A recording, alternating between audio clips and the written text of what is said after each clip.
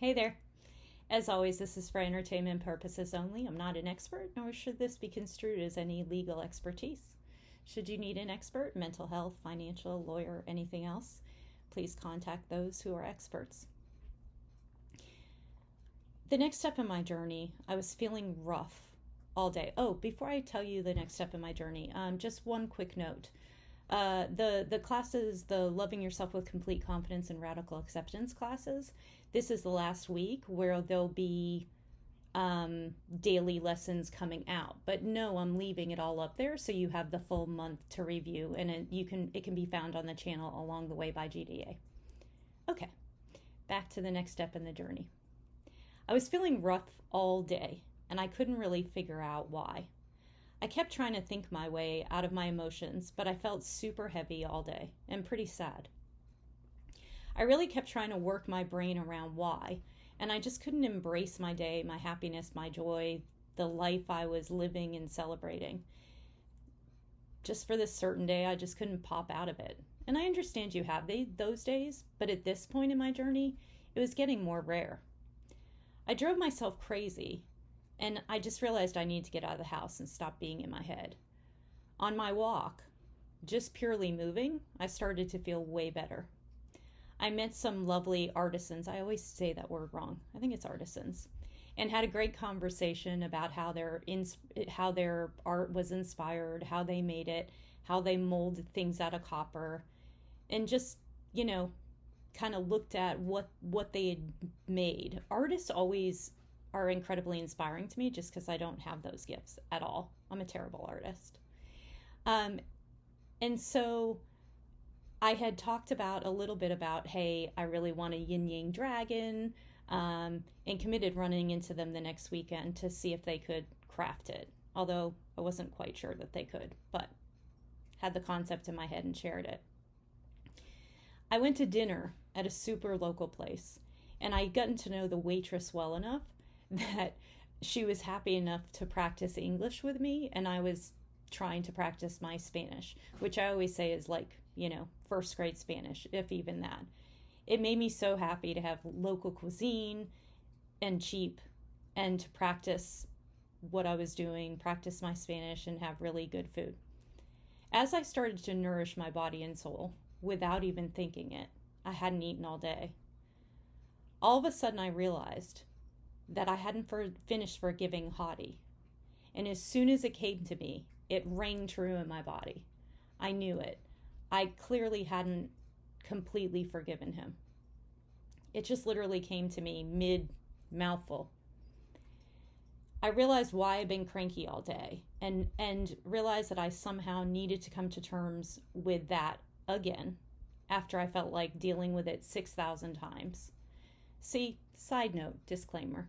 That's the interesting thing about the healing journey. You feel like you're over something, you feel like you've processed it, and then all of a sudden it comes bubbling up again. So it's important to feel emotion and to process through it. So anyway, I realized even though I processed it 6,000 times, I was back to that. In my head, I started talking to the universe about the fact that I had just realized that I hadn't let it go completely.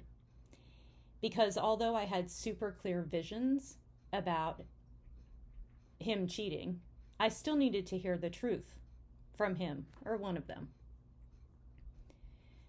As soon as I thought that thought, I had two separate realizations that I knew were true somehow deep inside of my body. One, I realized I had to trust what I saw in the visions because they were becoming stronger and stronger and stronger.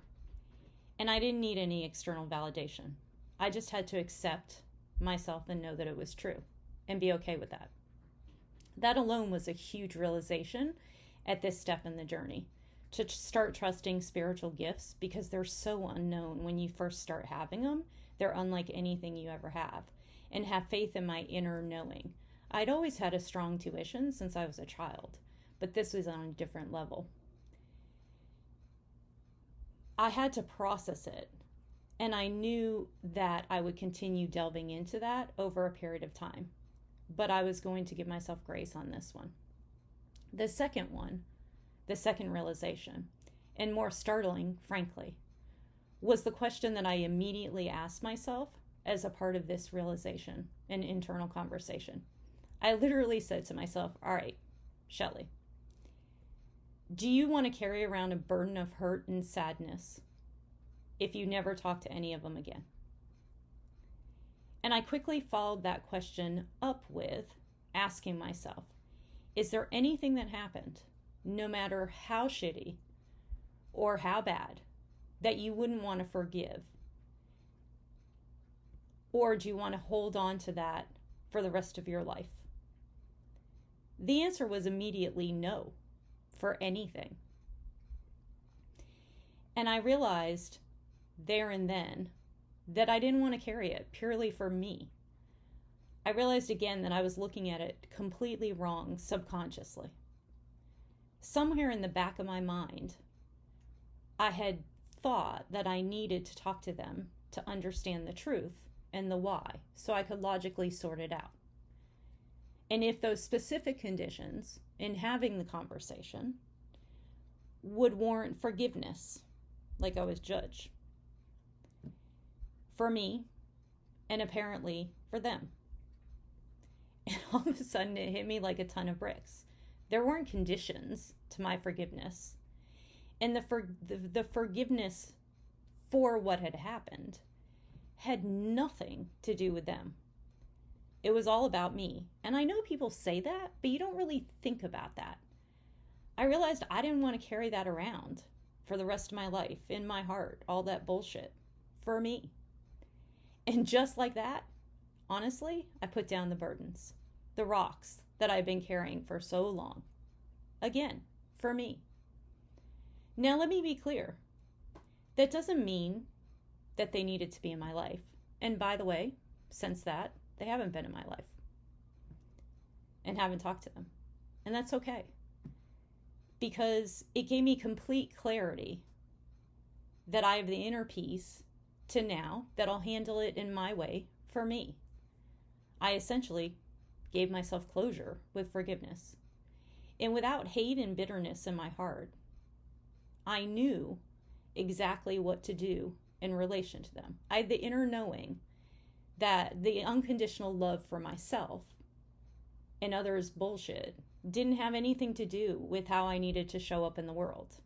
And I didn't have to do 6,000 iterations of mind exercises of how that conversation would go. I just integrated my heart and my head and said, all right, well, I forgive them. And I'd be discerning about how I move forward with other people. And I wouldn't sacrifice myself in relationships. I'd learned my lesson, right? And I also came from a place of knowing, like, look, everyone carries bullshit. Everyone carries hurt. And give people grace and unconditional love and empathy for them, for their journey, and wish them well. You can love people from afar, and you can want them to do well in their lives from afar, and not have them in yours, and not have to carry around so much bitterness. And with that, I did. I learned how to let go of it and wish them well. And forgive for me. And immediately I felt lighter. Hopefully, you'll listen to this and see if there's anything you need to let go. Until next time, take care. Oh, and by the way, let it go for you, not them. Take care.